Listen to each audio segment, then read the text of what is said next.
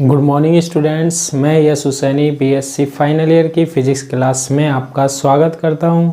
आज की क्लास में हम डिस्कस करने वाले हैं ठोसों के विशिष्ट ऊष्मा का डिबाई मॉडल, यानी कि स्पेसिफिक हीट ऑफ सॉलिड के लिए हम डिबाई मॉडल देख रहे हैं। और इससे पहले हमने आइंस्टीन मॉडल के बारे में डिस्कस किया था प्रीवियस वीडियो में।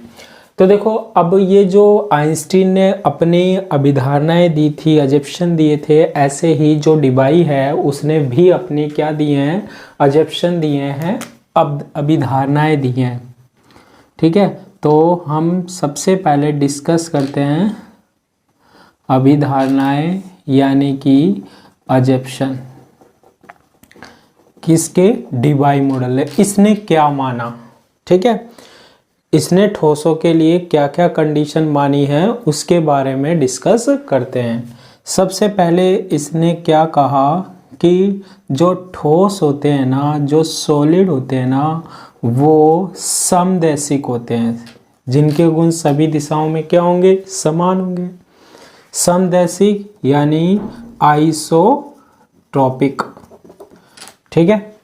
दूसरा, इनने ठोसों को क्या माना है, प्रत्यास्थ माना है, इलास्टिक माना है। प्रत्यास्थ हम जानते हैं, मैंने आपको बताया था प्रत्यास्थ में क्या होता है कि एक्सटर्नल फोर्स लगाया, बाह्य बल लगाया, जैसे रबड़ होता है तो विकृत हो जाता है, जैसे ही छोड़ते हैं फिर वापस से कौन सी स्थिति में आ जाता है, प्रारंभिक स्थिति में। तो इलास्टिक बताया है, प्रत्यास्थ बताया है। ठीक है। तथा सतत, मीडियम बताया है, माध्यम बताया है। ठीक है। सबसे पहले जो डिबाई है उसने क्या कहा है कि ठोस समदैशिक होता है, प्रत्यास्थ होता है और कैसा होता है, सतत माध्यम होता है। सेकंड जो इसने अभिधारणा दी है वो क्या दी है कि जो ठोस होता है ना, जो सॉलिड होता है, उसका प्रत्येक परमाणु, ईच एटम, ठीक है, युग्मित दोलक के समान कार्य करता है। युग्मित दोलक यानी कि क्या, कपल्ड ऑसिलेटर, कपल्ड ऑसिलेटर की समान क्या करता है, कार्य करता है। ठीक है। जब हमने माना था किसकी, आइंस्टीन की थ्योरी पढ़ी थी, है ना, तो आइंस्टीन ने किसकी तरह माना था, सरल आवर्त गति करते हुए माना था, स्वतंत्र माना था। ठीक है। और इसने क्या माना है कि जो प्रत्येक परमाणु होता है, ईच एटम होता है, वो कपल ऑसिलेटर के समान कार्य करता है। कपल ऑसिलेटर यानी युग्मित दोलक का मतलब क्या है, जैसे ये ठोस होता है और ये ठोस में एटम होते हैं, परमाणु होते हैं, निश्चित दूरी पर होते हैं और इनके बीच की जो डिस्टेंस होती है वो निश्चित होती है, फिक्स होती है। इनके बीच में हमारे पास स्प्रिंग जैसा फोर्स होता है, बल होता है। ठीक है। तो अब देखो, जैसे ही इनमें कंपन होते हैं ना, तो जैसे ये एटम है तो इस पर इसका भी इफेक्ट पड़ेगा और इस पर इसका भी इफेक्ट पड़ेगा। जैसे सरल लोलक की बात करते थे हम, ठीक है, सिंपल पेंडुलम की बात कर रहे थे, तो ये जब हमारे पास हम इसको ऐसे खींचकर छोड़ते थे तो ये ऐसे क्या करता था, दोलन करता था, वाइब्रेशन होते थे इसमें ऐसे, है ना। लेकिन जब हम कपल की बात करते हैं तो जैसे दो होते हैं और इनके बीच में हमने क्या लगा दी, स्प्रिंग लगा दी, युग्मित, तो अब इसका इफेक्ट इस पर पड़ता है, इसका भी प्रभाव इस पर भी पड़ता है, जिसके कारण इनकी गति जो होती है वो क्या होती है, प्रभावित होती है। तो इसने क्या कहा है कि ठोस का जो प्रत्येक परमाणु होता है, ईच एटम होता है, वो किसकी तरह बिहेव करता है, किसके समान कार्य करता है, युग्मित दोलक के समान कार्य करता है। सेकंड बात इसकी ये हो गई। ठीक है। थर्ड क्या कहता है, ये देखो, थर्ड ये कहता है कि n परमाणु वाले ठोस में कोई सॉलिड है, कोई ठोस है, n जिसकी में कितने एटम हैं, n है, कितने परमाणु हैं, n है। n परमाणु वाले ठोस में, n परमाणु वाले ठोस में कुल 3n प्रसामान्य विधाएं होती हैं। ठीक है, विधाएं होती हैं।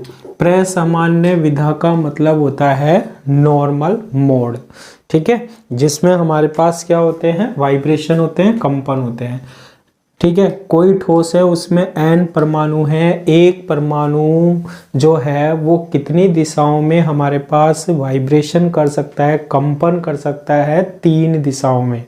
तो टोटल उसमें कितने मोड होंगे, 3 से क्या कर दिया, मल्टीप्लाई कर दिया, तो टोटल कितना होता है, 3n होता है, ठीक है। अब ये जो 3n हमारे पास कंपन होते हैं ना, इनकी आवृत्ति कितनी होगी, देखो कोई भी चीज अगर कंपन करती है ना, उसकी क्या होती है, आवृत्ति होती है। आवृत्ति क्या होती है, जैसे हम डेफिनेशन पढ़ते हैं, प्रति सेकंड कंपनों की संख्या, जिनकी आवृत्तियां यानी फ्रीक्वेंसी 0 से ओमेगा डी, ठीक है, जो हमारे पास कंपन हो रहे हैं ना ठोस में, उनकी आवृत्ति कितनी होगी, 0 से ओमेगा डी।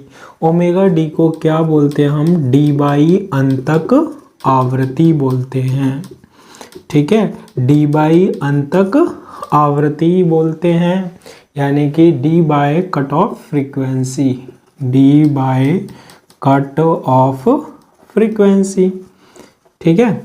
तो उनकी आवृत्ति कितनी हो सकती है, 0 से ओमेगा डी। अब ये ओमेगा डी कौन सी आवृत्ति होती है, इसे बोलते हैं डी बाई अंतक आवृत्ति, यानी कि वो आवृत्ति जो किसके अनुसार दी जाती है, डी बाई के अनुसार दी जाती है, अकॉर्डिंग टू डी बाई होती है हमारे पास, ठीक है। और 0 से ओमेगा डी तक कुछ भी हो सकती है, कुछ भी हो सकती है, यानी कि कंपन इनमें से किसी भी आवृत्ति से हो सकते हैं, किसमें, सॉलिड में, ठोस में, ठीक है।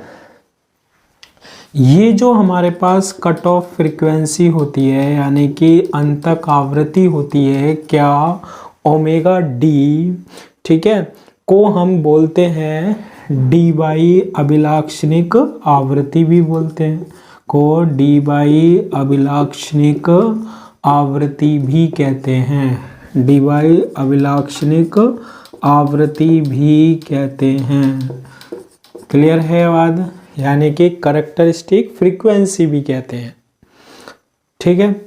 इसके बाद 4 तक इसकी जो अभिधारणा थी, एजप्शन था, वो क्या था कि जो प्रसामान्य विधाएं हैं, यानी कि मोड ऑफ कंपन है, ठीक है, कि कौन सा परमाणु किस मोड में कंपन कर रहा है। प्रसामान्य विधाओं की जो आवृत्ति होती है ना, ठीक है, वो 0 से ओमेगा डी तक, 0 से ओमेगा डी तक सतत परिवर्तित होती है, कंटिन्यूअस परिवर्तित होती है, चेंजेस होती रहती है, यानी कि 0 से बढ़कर ये कहाँ तक चेंज हो सकती है, ओमेगा डी तक चेंज हो सकती है।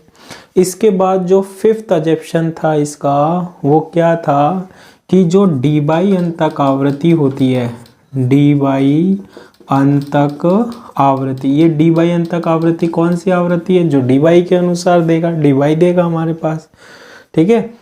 और उस आवृत्ति से कौन कंपन करेंगे, परमाणु, एटम कंपन करेंगे, है ना। डी बाई अंतक आवृत्ति जो होती है ना, इसका मान अनुप्रस्थ, ठीक है, अनुप्रस्थ तथा अनुदैर्ध्य, अनुप्रस्थ तथा अनुदैर्ध्य दोनों विधाओं में क्या होता है, समान रहता है, दोनों विधाओं में समान रहता है, ठीक है।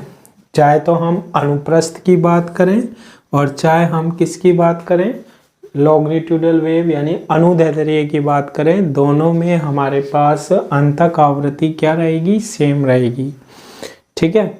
मतलब जैसे वाइब्रेशन हो रहे हैं वो अनुप्रस्थ हो रहे हैं, कंपन जो होते हैं ना वो 2 प्रकार के होते हैं, या तो अनुप्रस्थ की बात कर सकते हैं और अनुदैर्ध्य की बात करते हैं। जैसे अनुप्रस्थ तरंग होती थी और अनुदैर्ध्य तरंग होती थी, ठीक है। स्प्रिंग में कौन सी तरंग उत्पन्न होती है, विक्षोभ अनुदैर्ध्य होता है, जबकि हम एक तार ले और तार को खींचकर छोड़ते हैं तो ऐसे वाइब्रेशन जो होते हैं, कंपन जो होते हैं, वो क्या होता है हमारे पास, अनुप्रस्थ होते हैं। तो दोनों की आवृत्ति में विधाओं में क्या रहता है, समान रहता है आवृत्ति का मान। ये जो अभिधारणाएं हैं वो कौन सी अभिधारणाएं हैं, डीवाई मॉडल की अभिधारणाएं हैं, अजप्शन है। अब आज की क्लास में हम इसके आगे क्या डिस्कस करते हैं, डीवाई के अनुसार परिमित जालक, हमारे पास कोई जालक होगा, लैटिसी होगी हमारे पास, परिमित जालक में यानी कि फिक्स लैटिसी में कंपन विधाओं की संख्या, कंपन विधाओं की संख्या, विधाओं की संख्या, ठीक है। इसका मतलब हम क्या कह सकते हैं, number of vibrational modes, number of vibrational, number of vibrational modes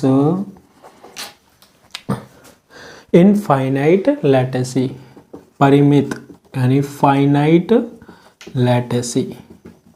अब देखो हम सबसे पहले एक विमीय देखते हैं, बाद में इसको कन्वर्ट कर लेंगे थ्री विमीय, वन डायमेंशनल देखते हैं, बाद में हम थ्री डायमेंशनल में कन्वर्ट कर लेंगे, है ना।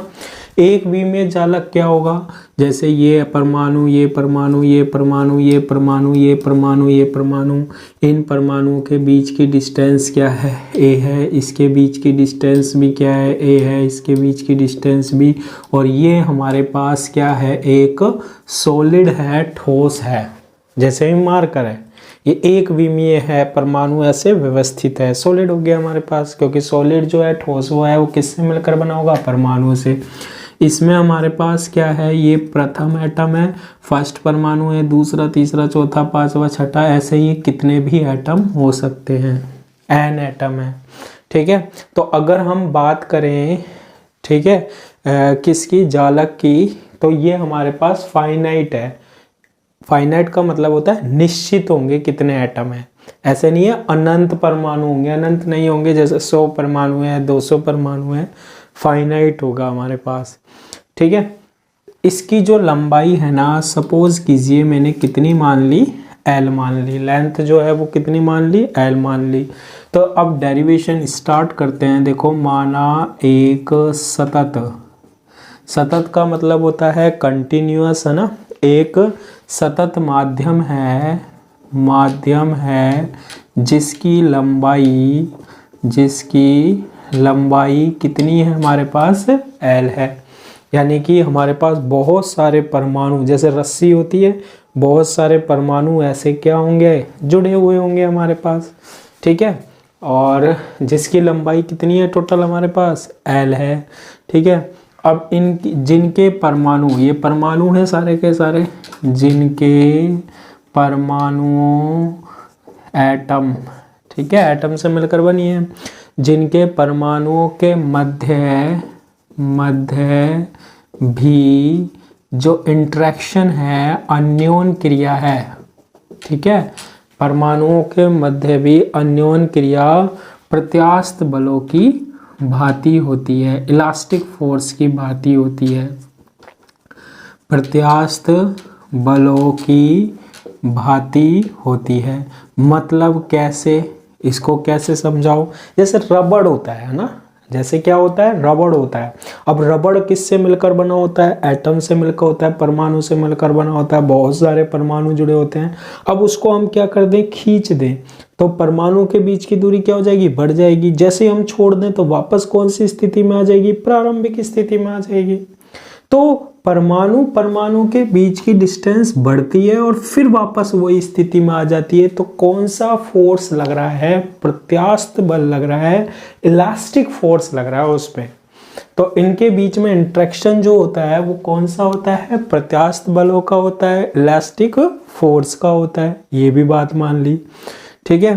तथा परमाणुओं के कंपन जो होंगे, एक परमाणु की बात कर रहा हूं, तथा परमाणुओं के कंपन यानी कि वाइब्रेशन के कंपन सरल आवर्त गति के समान होते हैं।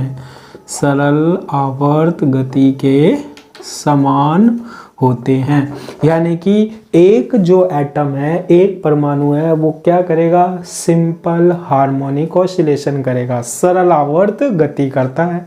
प्रत्येक परमाणु सरल आवर्त गति करता है। हाँ, बाद में ये जुड़ रहे हैं तो एक दूसरे पर इफेक्ट डालेंगे, लेकिन एक एटम की बात करते हैं, एक परमाणु की बात करते हैं तो क्या करता है, ये सरल आवर्त गति करता है। ठीक है, ये तो हो गई किसकी बात हमारे पास, ये जाल की बात, परिमित जालिक की बात हो गई है ना।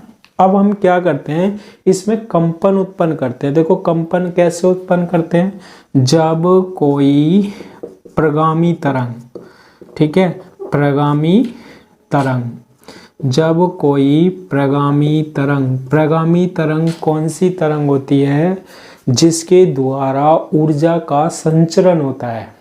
ठीक है, जैसे ये तरंग ऐसे हमारे पास बढ़ती जा रही है, ये कौन सी तरंग होती है, प्रगामी तरंग होती है, जिसके द्वारा ऊर्जा का प्रोग्रेसिव वेव होती है ना।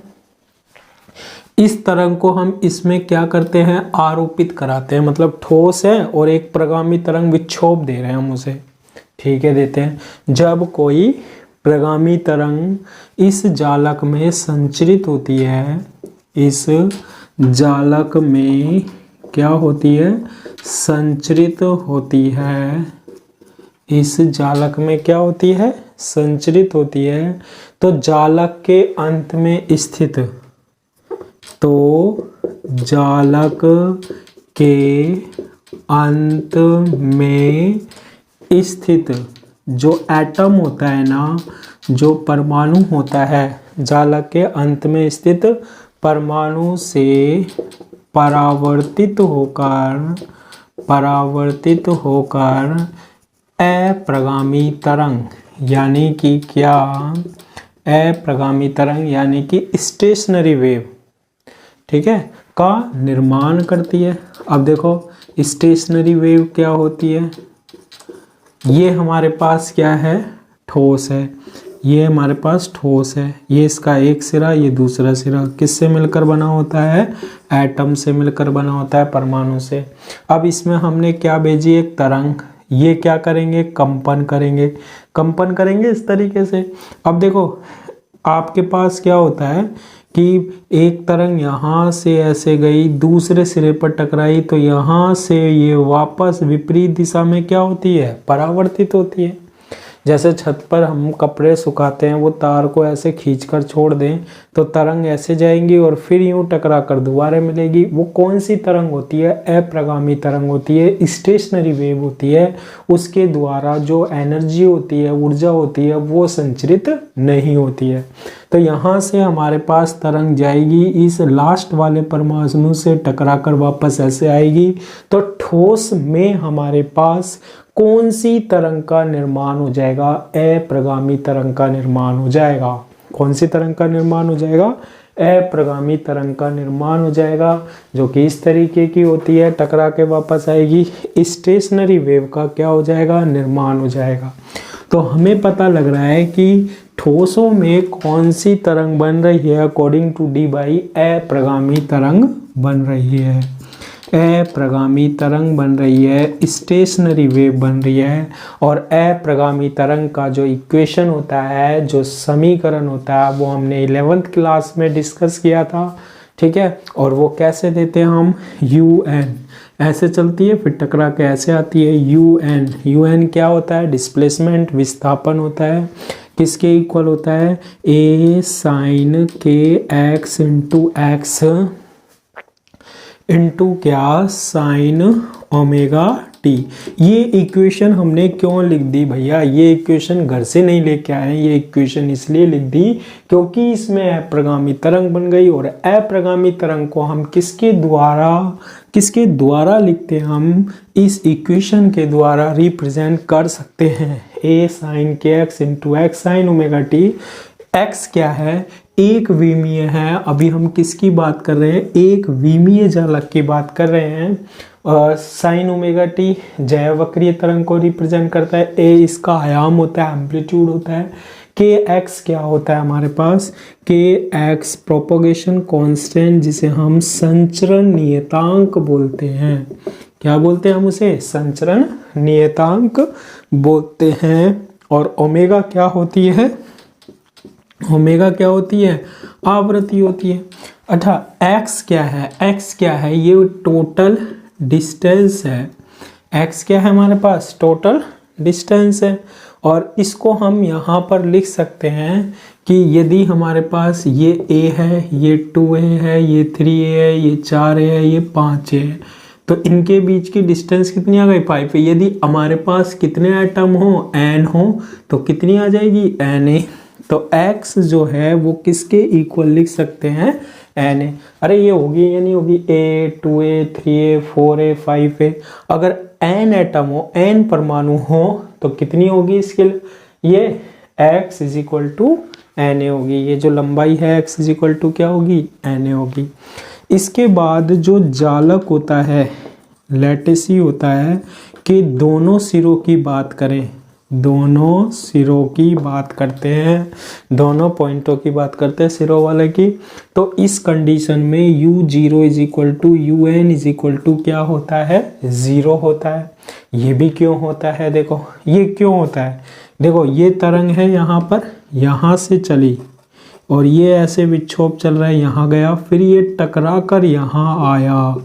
ठीक है, तो यहाँ पर विस्थापन इस पॉइंट पर और इस पॉइंट पर क्या होता है? 0 होता है। ये फर्स्ट एटम परमाणु है और ये लास्ट है, तो यहाँ से चलेगा यहाँ 0 और यहाँ से चलेंगे यहाँ विस्थापन इनिशियली में और फाइनल में, प्रारंभ में और अंत में विस्थापन क्या होता है? 0 होता है। यानी 0 वाले परमाणु पर और nवें परमाणु पर, ये वाले पर और ये वाले पर विस्थापन क्या लिख सकते हैं? डिस्प्लेसमेंट कितना लिख सकते हैं? कोई तरंग नहीं होती है, यहाँ तरंग नहीं बनती है, यानी कि इसको हमने क्या लिख दिया? 0 लिख दिया। ठीक है, L क्या है? इसकी लंबाई भी बोल सकते हैं हम, है ना। अगर ये 0 आ जाता है हमारे पास, तो हम क्या लिख सकते हैं? देखो साइन ओमेगा टी से तो मतलब है नहीं, ये विस्थापन है un, इसको अगर हम 0 कर देते हैं, ए आयाम है, ये 0 नहीं हो सकता।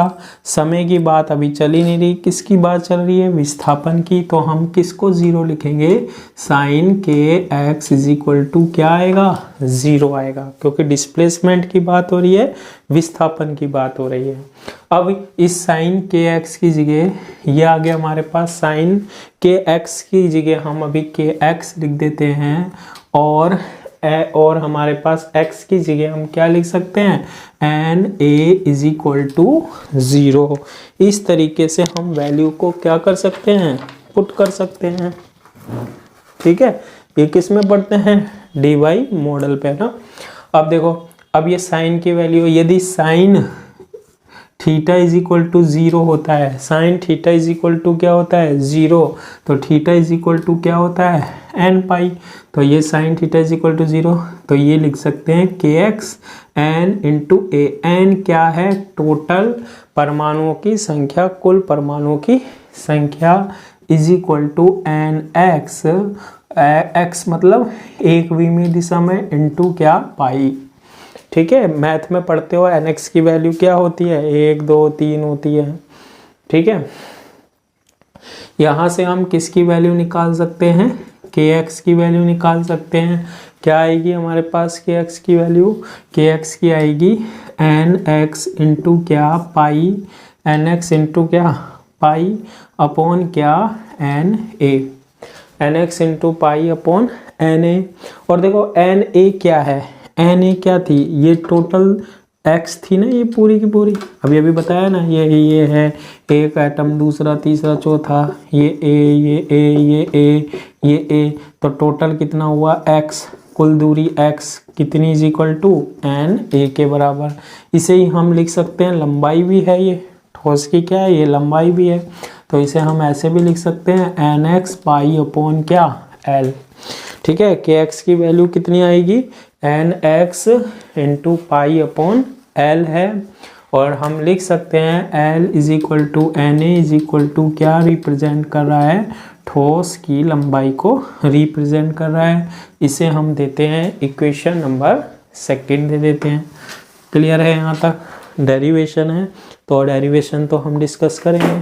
अब ये तो हमारे पास क्या था, एक विमीय की बात हो रही थी। यदि हमारे पास क्या हो, घनीय जालक हो, ठीक है, कैसा हो, घनीय जालक हो। अभी तो कैसे जुड़े हुए थे, ये एक विमीय में जुड़े हुए थे। घन का मतलब कैसे होता है हमारे पास, ऐसे जुड़े होंगे, ये ऐसी शेप में, ये ऐसे, और इसमें हमारे पास क्या होंगे, एटम होंगे हमारे पास, त्रिविमीय में जुड़े होंगे हमारे पास, है ना।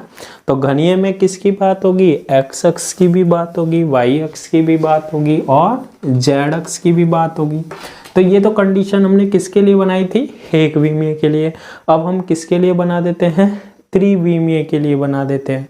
तो त्रिविमीय के लिए वाई दिशा में क्या होना चाहिए, यहाँ से लिख सकते हैं कि वाई इज इक्वल टू, ठीक है, एन एक्स की जगह क्या आएगा, n y into pi upon, ठीक है, एन ए भी लिख सकते हैं और एल की फॉर्म में भी लिख सकते हैं एल, और के जेड इज इक्वल टू क्या आएगा, N Z into pi upon L आ जाएगा। आएंगे या नहीं आएंगे, बिल्कुल आ जाएंगे, ठीक है। और इसको हम दे देते हैं क्या, इक्वेशन नंबर 3 दे देते हैं। क्लियर है। तो अब हम यहाँ पर क्या बना सकते हैं, इक्वेशन बना सकते हैं। क्या इनकी वैल्यू हम किस में रख दें, समीकरण, ठीक है, किसकी वैल्यू, इनसे, है ना, समीकरण 1 से। लेकिन अब आपको त्रिविमीय बनानी है, ये तो एक विमीय थी, अब त्रिविमीय बनानी है। तो U N is equal to, A तो आएगा, ए आयाम है ए। अब इसमें क्या है, साइन के एक्स है, तो इसको लिखते हैं हम साइन क्या, के एक्स इंटू एक्स लिख देंगे, ठीक है, sign k x into x लिख देंगे। उसके बाद साइन, फिर अब इसमें एक्स अक्ष की दिशा में था, वाई और जेड वाला भी आएगा, साइन के वाई इंटू वाई, साइन के जेड इंटू क्या, जेड। और लास्ट में हमारे पास क्या बन रहा है, साइन ओमेगा टी बन रहा है, ठीक है। तो ये इस तरीके से हम इसको किस में कन्वर्ट कर देंगे, 3 डायरेक्शन में कन्वर्ट कर देंगे, त्रिविमीय में कर देंगे। और सोल्व करते हैं, देखो इसको, u N is equal to, इसमें हम वैल्यू रख देते हैं, देखो ए साइन के एक्स की वैल्यू कितनी है, के एक्स की वैल्यू है n x pi upon l, और इंटू क्या है, इंटू कहाँ गया, एक्स है, एक्स लिख देंगे, इंटू साइन, इसकी वैल्यू क्या है, ओहो 2 बार लिख दिया, तो कर जा, साइन के वाई की वैल्यू क्या है, के वाई की value n y pi upon l into क्या, वाई।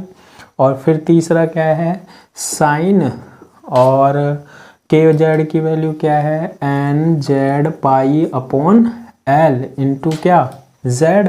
और क्या है हमारे पास, साइन ओमेगा टी। तो ये हमारे पास क्या बन जाती है, इक्वेशन, और इसको हम डिनोट करते हैं इक्वेशन नंबर 4 से डिनोट कर देते हैं, ठीक है। अब देखो इक्वेशन सेकंड और थर्ड को देखते हैं हम।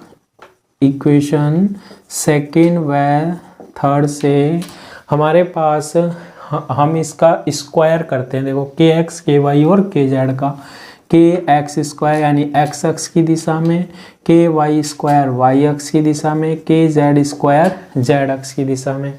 और यहाँ पर क्या आएगा, n x square pi square upon L square, फिर ये आएगा n Y square pi square upon L square, plus N Z square pi square upon L square. अब देखो ये k x square plus k y square plus z square, जैसे के vector होता है, इसको हम लिख सकते हैं के एक्स आई कैप प्लस के वाई जे कैप प्लस के जेड के कैप। अगर इसका परिमाण लेना होता है, तो वो किसके इक्वल होता है, रूट के x square plus k y square plus के जेड स्क्वायर के, इसका स्क्वायर प्लस इसका स्क्वायर प्लस स्क्वायर, और स्क्वायर करेंगे तो के स्क्वायर किसके इक्वल लिख सकते हैं, k x square plus k y square plus के जेड स्क्वायर के। तो इसकी जगह हम क्या लिख सकते हैं, के स्क्वायर लिख सकते हैं, ठीक है। अगर हम इसकी जगह के स्क्वायर को डिनोट करते हैं, देखो तीनों में से क्या कॉमन आ रहा है, pi square upon L square, तो ये बनेगा N x square plus N Y square plus N Z square, और इनमें से क्या कॉमन आ रहा है, pi square upon L square आ रहा है। और इसको भी देखो एक्स वाई जेड है तो इसको लिख सकते हैं k square is equal to n square pi square upon क्या, एल स्क्वायर लिख सकते हैं। ठीक है, और यहाँ से हम क्या करते हैं, एन स्क्वायर की वैल्यू निकाल लेते हैं, और एन स्क्वायर की जो वैल्यू आएगी ना वो क्या आएगी, के स्क्वायर एल स्क्वायर अपॉन क्या, पाई स्क्वायर। ठीक है, के स्क्वायर की वैल्यू क्या आएगी, एन स्क्वायर बराबर K square L square upon pi square आ जाएगी। अब देखो जब भी हमारे पास हम तरंग भेजते हैं उसमें प्रगामी तरंग या जो अप्रगामी तरंग भेजते हैं उसका क्या होता है, हमारे पास वेग होता है। क्या होता है हमारे पास, वेग होता है। तो देखो v इज इक्वल टू होता है ओमेगा अपॉन के। ओमेगा तो क्या है, आवृत्ति है, और k क्या है हमारे पास, संचरण नियतांक है। तो हम यहाँ पर k की वैल्यू निकाल सकते हैं, k इज इक्वल टू क्या होगा, ओमेगा अपॉन v होगा। तो k की वैल्यू हम रखते हैं तो क्या बनेगा, ओमेगा स्क्वायर, k की वैल्यू क्या बनेगी, omega square upon v square L square upon क्या, पाई स्क्वायर बन जाएगी। ठीक है, k की वैल्यू क्या बन जाए, एन स्क्वायर की वैल्यू क्या बन जाएगी, omega square L square upon v square. ठीक है, अब देखो इसको हम कैसे सोल्व कर सकते हैं, n square pi square upon L square बन गया। देखो इसमें दोबारा देखो, n square pi square upon L square बन गया ना, तो एन स्क्वायर की वैल्यू तो निकाली नहीं, पहले एन स्क्वायर की वैल्यू निकालते हैं। देखो एन स्क्वायर की वैल्यू क्या होगी, के स्क्वायर, और यहाँ l square upon k square L square, और डिवाइड किससे होगा, पाई स्क्वायर से होगा। N square is equal to k square L square, और डिवाइड किससे होगा, पाई स्क्वायर से होगा। ठीक है, अब k इज इक्वल टू हम क्या लिख सकते हैं, ओमेगा अपॉन v लिख सकते हैं। k इज इक्वल टू क्या लिख सकते हैं, ओमेगा अपॉन v। लिखो देखो, तो omega square upon v square, k की वैल्यू क्या लिखोगे, omega upon v, omega square upon v square. ठीक है, नीचे क्या है, पाई स्क्वायर है। ठीक है भैया, पाई स्क्वायर, और ऊपर क्या है, एल स्क्वायर है। ऊपर क्या है हमारे पास, एल स्क्वायर है, बन गया। इसके बाद अब देखो इससे हम क्या करते हैं, n की वैल्यू निकाल सकते हैं। तो n की जो वैल्यू आएगी ना, n की क्या आएगी वैल्यू, वो क्या आएगी, के एल अपॉन क्या, pi is equal to omega l upon pi v आएगी। और इसे दे देते हैं हम इक्वेशन नंबर 5 दे देते हैं। कितनी दे दी इसे, इक्वेशन नंबर 5 दे दी। ये क्या है हमारे पास, कंपन विधा है, मोड है, वाइब्रेशन मोड को डिनोट करेगा। n के कितने घटक होते हैं, 3, nx ny nz। ठीक है, nx ny और nz। जब आवृत्ति कितनी है, ओमेगा है, तो इतने कंपन विधा होते हैं, मोड होते हैं। ठीक है, तो देखो वीडियो ज़्यादा लंबी हो जाएगी, तो हम इसके आगे का डेरिवेशन जो है वो नेक्स्ट क्लास में देखेंगे। यहाँ हमने किसकी वैल्यू निकाल ली है, कंपन विधा यानी कि वाइब्रेशन मोड की, जब आवृत्ति या फ्रीक्वेंसी कितनी है हमारे पास, ओमेगा है। तो नेक्स्ट क्लास में हम इससे आगे कंटिन्यू करेंगे। आज की क्लास के लिए इतना ही, थैंक यू।